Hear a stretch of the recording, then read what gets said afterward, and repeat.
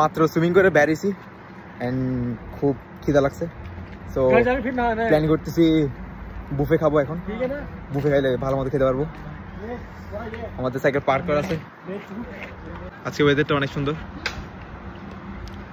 Let's go বন্ধু। আমরা এখন রেস্টুরেন্টের সামনে, নবাব।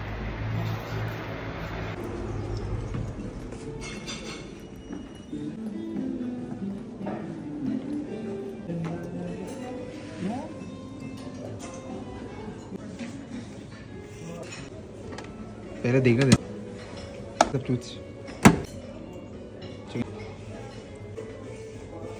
क्या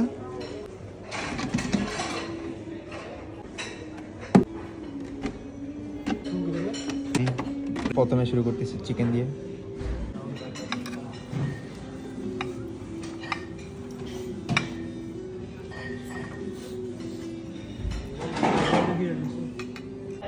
আগে আসছিলাম রাতে বুফে খাওয়ার জন্য, বাট খাইতে পারি না কেন জানি, কারণ 7টা-8টার দিকে আসতাম। বাট এখন জিম করে সুইমিং করে দেন আসছি বুফে খাইতে, and we are able to eat. Buffet ends with dessert. By.